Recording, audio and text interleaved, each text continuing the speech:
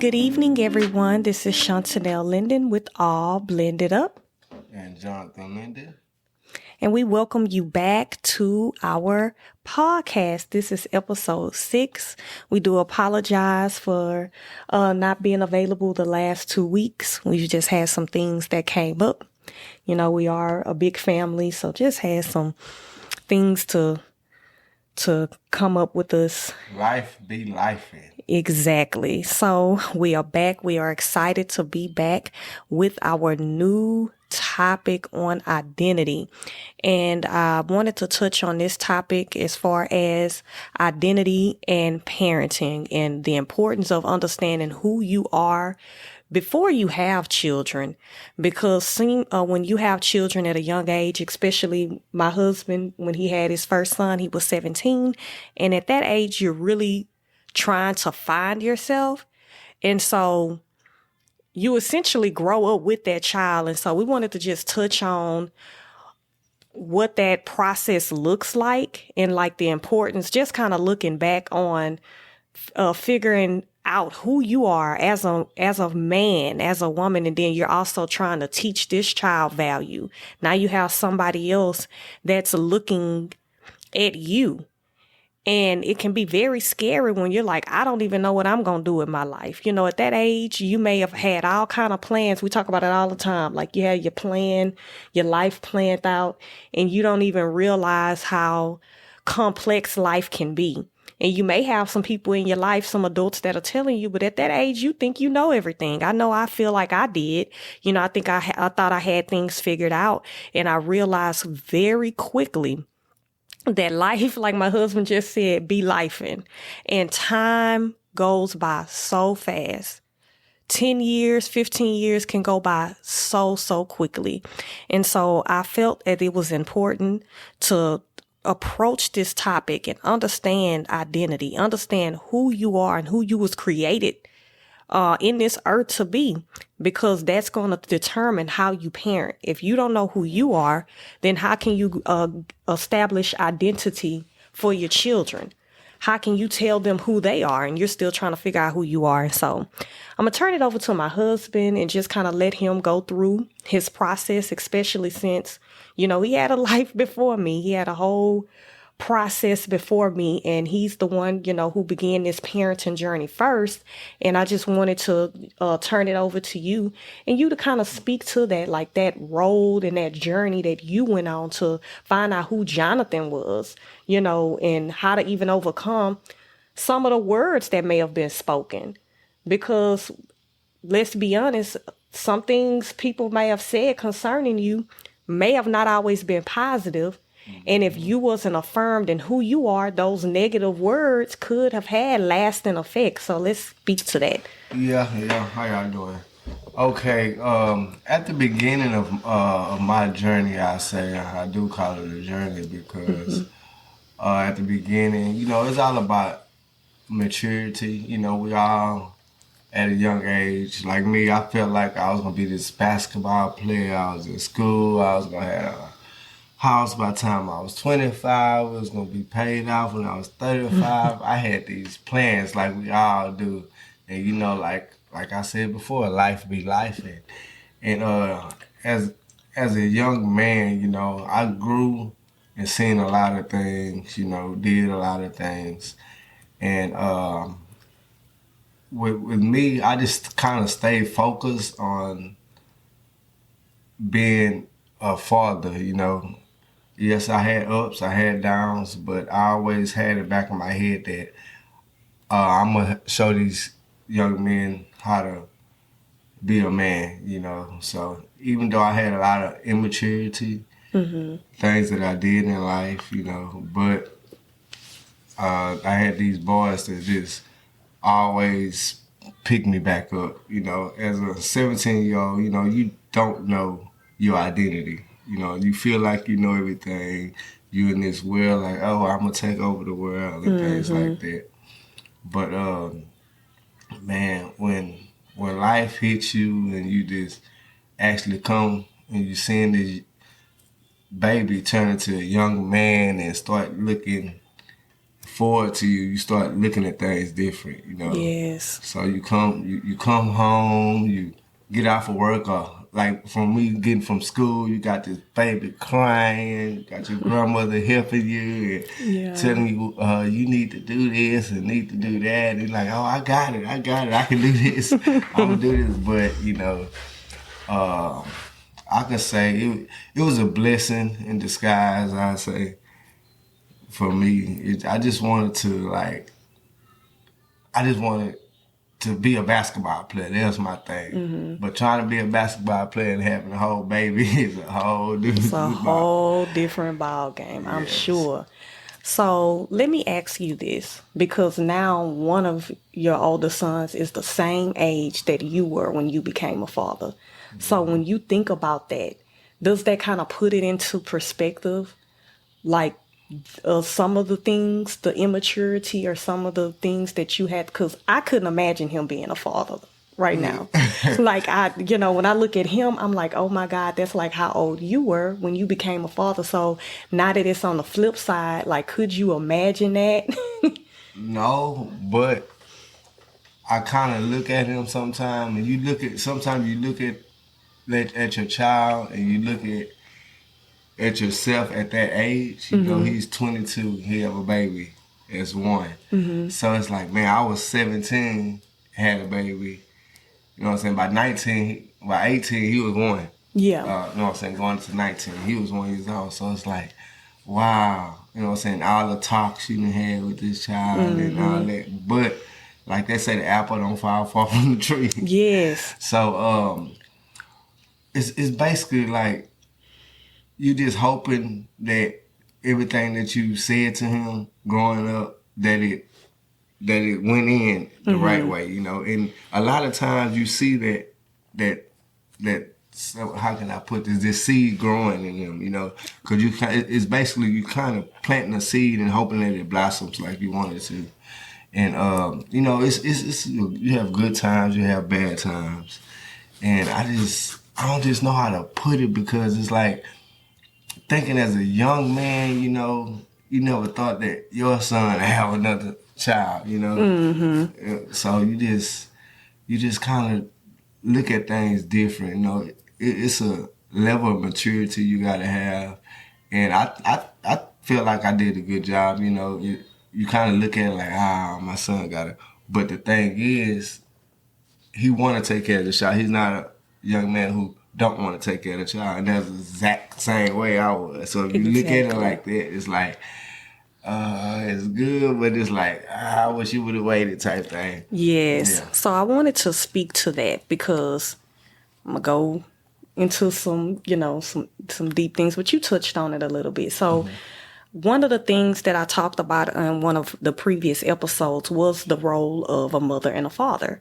And one of the roles of a father is to create, to provide, to protect, and to establish identity in the child. And so since you didn't have your father, do you feel like that affected you in a place of identity and finding out who you were? Well, yes and no at the same time, because it's like, okay, I'm gonna get kind of biblical here, because it's like when you give your life to Christ, you have a father, even before that, but you actually know that you have a father now. Yes. So a lot of times when I did feel that I didn't have a father, then like I prayed and you know what I'm saying, and just talked, and things start happening through life, and that's one thing that helped me grow even more and more. You know what I'm saying? I stepped in, stepped out, but I always like had a father to go to. Yeah. If you look at it like that, and I feel like with my son, I give him extra. You know what I'm saying? Yeah. I taught him the word, and he also knew he actually had a father to come to. Yeah. Yeah, it's times, you know, we all kids. We all been kids before, and that it's things that you don't want to say to your father. But, you know, he can always have his glorified father.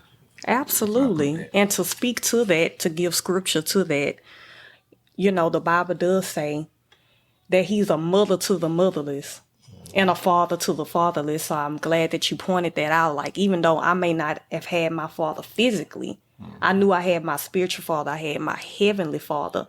And ultimately, when you do give your life to Christ, your identity is in Christ. And that is important for people to know when it comes to that place of identity, because a lot of us are finding ourselves. A lot of us are trying to figure this walk out. And could you speak to negative words that may have been spoken on over you? Like, do you feel like that had an impact on identity, or some things that are causes any type of triggers in you? Well, in that, you know, it's always people, you know, just like I even think about when people are celebrities and things like that, you know, it's so much negative that they have to hear, oh, I don't like this song, I don't like that song. And like, it was always people like, oh, he's not gonna make it, or look at him, he on the bus with his little boy and stuff like that. I heard them things, and how you gonna work and go to school and do this and do that with a child? You're only 18 years old, 17 years old. You know, you got family who put things in. You got friends who said, and you know what I'm saying. And there's times where you feel like you're not gonna do it or you can't do it. But like I said, you know what I'm saying, through prayer and just watching this young man grow up, it gives you some type of strength. And you know what I'm saying, it's a maturity thing. You know what I'm saying, we touched on that about being mature. So it's times that I was like, you had to not worry about the outside, you know what I'm saying, and deal with what you have. Because I was like, at the same time, I had a strong grandmother. I stayed with my grandmother at the beginning. But she built some things in me also that had me realize that, okay, you got to step up to the plate. You know what I'm saying? You have to do what you need to do. So you had a praying grandmother. That's exactly. That is a plus. Yeah, and that helps a lot. And then that's why I like talking to young men, and that's one thing I always had in me. And my son kind of follows that same thing. He like talking to younger kids, you know, to motivate. But you know, exactly, he want to motivate them and show them. But you got to look at the other people who's looking like, oh, how you going to motivate someone when you got a child that's young and this and that? But somebody got to go through it to teach these kids. Yes. So yeah, that's how I feel like it. And it's just life be life, and life been life. So I'm going to take you out the hot seat a little bit and you chime in as necessary. But I know for me, so I was just as young as you. So you physically had your baby at 17. And then when I came in, by the time I came in, I was 18. Correct. And now I'm taking on the role of being a step parent. And I can honestly say that there were a lot of things about myself that I didn't know about myself. And I didn't realize how much of an impact the way I was raised even impacted on how I viewed myself. Like when I go back and think about some of my choices, I realized, okay, I really didn't understand who I was. I didn't understand what I was created for. And I had a lot of negative thoughts back then because it's four of us, four siblings. And if I be candid, I always kind of felt like the one that was kind of left out a little bit. That was, I guess you could say I was the middle kid, even though it's even, you know. But I was still like in the middle. And I just kind of felt like I was just there. Like I was kind of invisible. And so I feel like that did affect me in a place of identity because I didn't have anybody to affirm me. Or I felt like I didn't have anybody to affirm me. And so that affected like the way I viewed myself. And I feel like certain behaviors that I accepted, that if I was more assured of myself, then maybe I would have viewed myself as more worthy of just being better. And so I'll say, and like I did have my dad. And my dad, he was like how you said your grandmother prayed, my dad would pray. and I would witness him pray, and he would pray over us. He would line us up. He would line us up and anoint us with oil. And I do feel like I'm living in the grace of those prayers. Now, I can pray for myself, but I feel like a lot of things that could have happened didn't because of the prayers my father prayed. Because honestly, we weren't no bad kids, if I just be candid. Like, we really didn't have nobody watching us. Like, once my parents kind of went off the deep end in their parenting, because we all make mistakes and stuff. Yes. Like, we really did not have any parental guidance. Like, I could have been out here wild. But I feel like it was because of that foundation my father established at a very young age in me. That was so I did understand that I was raised on a foundation, and it does go back to what the Bible say, raise up a child in the way that they should go. So when they are old, they won't depart from it. And so even though, like, shoot, once my parents divorced and then I was just staying with my mama, I feel like, and I started working at 17. I started going to the club with my friends at 17. And I do feel like some of those things had my dad, who, again, he's the provider, the protector, and the person that established identity. I probably wouldn't have been in the clubs had my daddy still been in home, because he wasn't going to go for that. Like, your mamas and stuff like that, they be a little bit more lenient. And so... Depends. Yeah, it can depend, but I'll just speak in my case. Yes. In my case, I would say my mother was more lenient than my father. My father was more of the disciplinarian. And so there were certain things that he wouldn't have allowed. But by that time, I think he felt so much guilt and shame by some of his choices that he wasn't really parenting us anymore. Like, he wasn't pouring into us, but I feel like that was like, when they get to that age, that's the pivotal age to really be pouring into them. Now, you honestly, at that point, you do have to start trusting your kids' choice, because they at the age where they can just sneak and do whatever. So as a parent, you just have to trust what you put in that child, but there's still an age to still be pouring into them. Don't just think, especially even if they 18, 19, 20, you may not be, in total control, but you can be a coach. Exactly. You can be like an administrative assistant, somebody that they come to for guidance, somebody that they come to for help, because they're figuring it out. And you remember what it's like to be that age, and you think you had it all figured out. And I'll even speak on, like, my mom. My mom, she would say stuff and she was telling me the truth. But because of her delivery, I would get mad. Yeah. Because of the way she would say it, I would get mad. And when I look back now, I was like, my mama saw things and she was trying to tell me certain things, but I couldn't receive it. And then that pride and thinking and thinking you got it all together and you know who you are. And the reality is I didn't know who I was.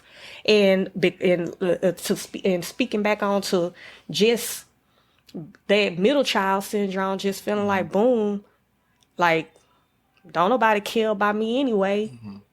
That was like the role. And so a father is very important. The nurturing of a mother is very important to the identity of a child. And then even being able to having somebody to identify your giftings. Yeah. One thing that you gotta remember though, that these kids, they always watching us, know? And one thing that I realized at a young age is that if you watch something long enough, you're gonna start trying to, and if you like it, you know what I'm saying, especially when you're looking for your identity, because a lot of us at a young age, from 17 to maybe 24. You out there trying to figure yourself out. So you're trying to be identified. What I'm gonna be or what I'm gonna do this is like when you're a college student. You go in there, I'm gonna be a lawyer. You go there and start taking them classes. You don't want to be no lawyer by the end of the day. Yeah. You do not want to be no lawyer. So you like all of a sudden you got to be something else. Now you have you identified yourself. Okay, I went in as a lawyer, but I came out as an architect. Yeah. So it's about living and learning. Sometimes, and then I feel like I'm a parent that kind of I watch a lot of things, and I think I was in the area where I seen the world kind of shift. So the kids, things start being different. So I tried to, I ain't gonna say keep up with them, but I got my eye out to the street at the same time, if you put it like that. I have my eyes out to the street. I'm trying to teach my kids the same thing. Yeah, no, I can agree. Because we're millennials. Yeah. And so we're at that pivotal age where we remember what it was like without, we went through not having internet to having dial-up internet to to not being on social media to MySpace to Facebook and to now seeing we in a world of AI. So it's like we grew up in two worlds in a sense. Because there was that dividing line that took place. And I'll say for us as parents, it's a little bit more difficult because we now have the internet that we have to watch our children on and stuff like that. Our parents, they probably just had to worry about us watching TV, maybe something inappropriate on TV, like, hey, cut that off. Exactly. But now with cell phones and internet and all that stuff, it's so many things that they can access, and that could have an effect on their identity. You know, I feel like in this generation, there's a lot of people that suffer from an identity crisis. They don't really know who they are. And that's why some of these topics are coming up where it comes to should children be exposed to certain things, because they may be too young to be exposed to these certain things where it can affect them and who they feel like that they are at the core of who they are.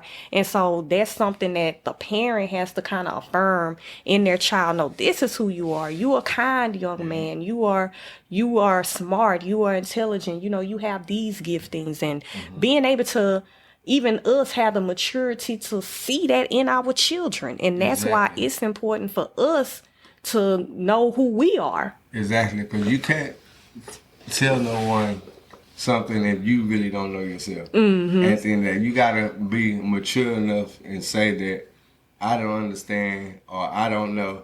I'll get back to you. So since you had me in the hot seat, let me put you in the hot seat. Okay. So no, but just saying, if a young lady came to you, I'm gonna say age from 17 to 21, and she asks you, how do I identify myself?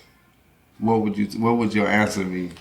Oh, that would be very, very hard to, I would start off with, what is it that you like? What is it that you have a passion for? Because a lot of time what you're passionate about is tied to your identity. Like, for instance, you just mentioned how you've always liked to speak to young men. Like, that's always kind of been a passion of yours. And that stems from, I feel like that's a part of your purpose. Two, you've been through some things to go back and to teach others, so that they won't make some of the same choices, or even if they do find themselves, you can walk alongside of them so they don't feel alone like you did. And so I would definitely ask that young lady, like, what are some things that you're passionate about? Where do you see yourself in 5 years? And I would let them know that it's okay to not have it all figured out, and like, to try different things. Like, don't pigeonhole yourself into one thing. Because like you said, in college, you could start out as the lawyer and you realize, I don't like this. Like, I thought this is what I wanted to do, or maybe my parents wanted me to be a doctor or a lawyer, but I really don't like this. I don't have a passion for it. But it starts out as a passion. It starts out with something that you are interested in. I think a lot of times, and then it's something that you do well. And I think a lot of times you minimize the things that you do well, because you've always been so good at it, or you've been gifted in it. You don't even see it as a gift anymore. Because I know I've done that. I'd be like, when people say, what can you monetize? And they be like, well, what can you do well? I'm like, I don't know what I can do well. And it's just like, but then I started paying attention. Like, I'm like, a lot of people come to me. Like, I get a lot of people that call me. Like, and I have an ability. I've learned that I have an innate ability to bring peace in a storm. Like, if somebody called me and they super chaotic, like, I'll just talk and I'll be so calm, and that calms them down. So they be like, they might call me on 10. By the time we get off that phone, we on 3. Or I've had friends, they'll say, and I notice my dad does this too. I don't be meaning nothing by it, but they be like, by the time they get off the phone, I done gathered them all the way together in like a sweet way. And they be like, 2 hours later, they be like, she just checked me. like she just checked me. And they be like, you just checked, and they'll call back and be like, you really just gathered me?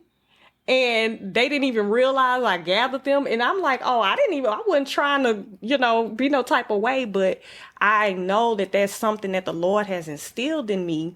And what I've learned, like probably even this past week, like the difference between being a peacekeeper and a peacemaker. And I think we talked about it, and I was like, a peace, I think it's in the book of Matthew, the Beatitudes, where it talks about blessed are the peacemakers. And I read in a devotional, God has called us to be peacemakers and not a peacekeeper. And I was like, what's the difference? And so when they explained it, a peacemaker, they don't run from conflict. But in the midst of conflict, they can be the calm in the storm. Gotcha. A peacekeeper, they just try to avoid it at all costs. And then they bottling stuff up, so you're not even addressing whatever it is that you need, that needs to be addressed, because you holding it all in. And so I could say for you, like, you don't mind conflict. Like, you'll rather like approach it and deal with it. But me, on the other end, I was being more the role of a peacekeeper. Like, I would just not deal with stuff. And that's also an issue. But no, a peacemaker, they gonna make the hard decisions. They gonna deal with the tough choices.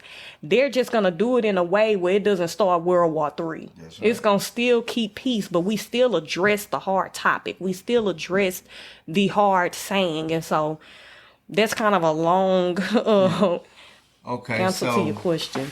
Okay, so basically, well, since we on the identity thing, Yeah. So we need to, I just want people to know, like, when they ask themselves, if you just talk to yourself, and you know at home when you sit there and you just say you just feeling down that day, and you try to figure yourself out, which most of us do at some point in our life. We try to figure ourselves out, like, what I'm gonna do next, what I need to do. My credit ain't good. Oh Lord, the alarm going off. Go ahead, go get it. This is a part of it, child. Life is life. Life is life. And he's like, oh my goodness. That's my bedtime. And so, yeah, we doing this way late. And so yeah.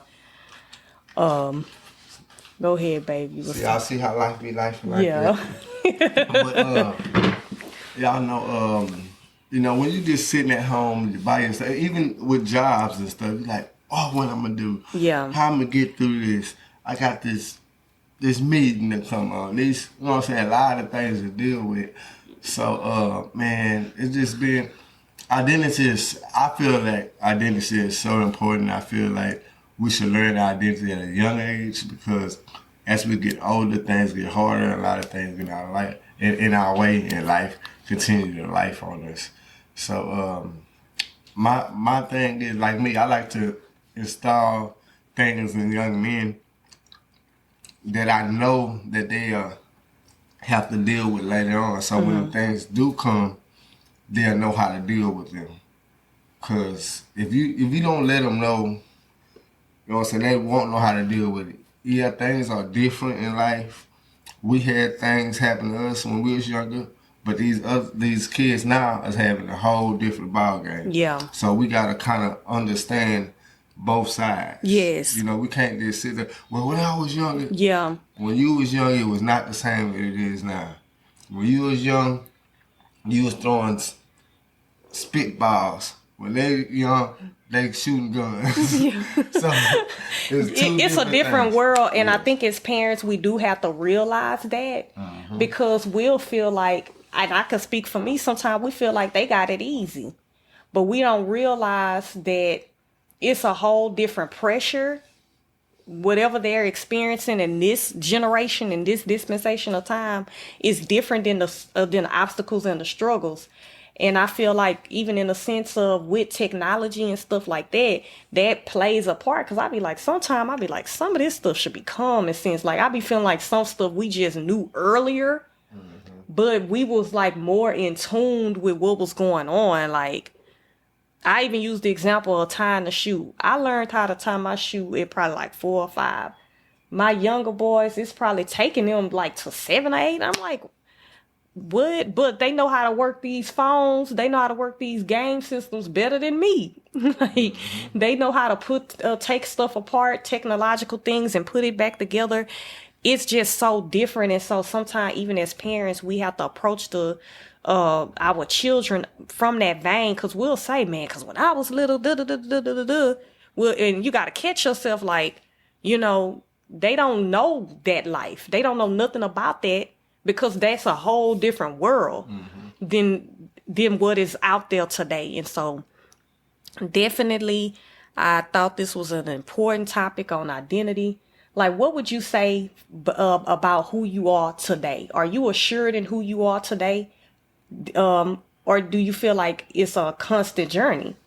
Well, it can go both ways. I'm assured it all depends on if you're talking career-wise, life-wise, or what, just as a man or what. Yeah, as a man, because I feel like it's important to know that your career is not your identity. Exactly. But some people can't turn it into, that could be, I feel like I understand me. I understand my life. I understand that things happen. Like, once you mature and you find yourself, which I feel like I found myself. It takes some people longer to find themselves, but I feel it took me a long time to find myself. So when I got to the point of finding myself, I identified myself, I feel like, yes, I have identified myself and I'm good now. And I feel like, because if I can't identify myself or know myself, I can't tell nobody else how to identify themselves. Because I haven't been through it. Absolutely. So I feel like I have identified. I got my master's identifying myself. Okay. Well, I'll say for me the same thing. I feel like I am now assured in who I am, and I no longer have an issue with who I am. I think beforehand I did. I'll say I could say I'm probably like kind of quirky. In a sense. And I used to have an issue with that. Like maybe kind of like the eyeball out. Like, I don't know. I wasn't no like the popular kid in school. I was kind of like, everybody knew my sisters and stuff like that. And so for me, I've become satisfied in my uniqueness. Like I don't just blend in maybe with everybody, even down to my height. Like for a woman, I'm not average height. I'm above average height. So I've gotten comfortable with that. I've gotten comfortable in how God has made me, those giftings that I probably maybe didn't like before. Like I've come to a place to cherish those things. And I may not be everybody's cup of tea, but I am who I am. My cup of tea. Yes, and I'm satisfied with that now. And now I thank God, and even how he did it, even in the order of my children, because I think the Lord knew that had he given me a daughter early, I probably wasn't ready for a daughter in 2013 when I first had my son, because I was still trying to get comfortable in who I was at that time. But now at this stage in my life, I'm very comfortable in who God has created me to be. And I can say, like you said, it is a journey. And so now my identity does not come from my job. So if I lose my job today, I'm not about to jump off a bridge because I don't know what life about to, because some people, that's what it is. Like when you ask them who they are, oh, I'm a mom, I'm a wife, that encompasses part of who I am, but that isn't who I am. And so, Yeah, I start to. I used to fight with myself as being as a young man and just going through life. Is I always ask myself, is why me? Yeah. And it was always, man, why me? Why this had to happen to me? But when I come to realize, why not me? Yeah. Why not go through this right now? Yeah. You know what I'm saying? Because if I would have went through something else, I probably wouldn't be able to Yeah. handle it. So whatever happened to me at that time, it should have happened to me at that time. So I start to embrace the good and the bad at the same time. So when you start Yes. embracing them things, whether you take a loss in a family, you know, them some of the hardest things. Someone passed, you take a loss, you lose money, someone breaking your car. Cool. You gotta learn how to embrace it. Yeah, you're gonna be mad, you're gonna deal with life, but you gotta start embracing them things when you start embracing those things and knowing that things that's gonna happen, and don't just wait for it to happen, but just when them things do happen, and don't say why me, okay, why not me? So that's when you start identifying yourself, identifying things that's happening in the world. So y'all, thank y'all for being with us tonight. We enjoyed y'all. If y'all have any questions, email us. You can email us, Facebook, however y'all want to do it. We really enjoyed y'all tonight, and have a good night. Until next next time, it's Jonathan Linden and Shantanell Linden. with All Blended Up. Have a good night.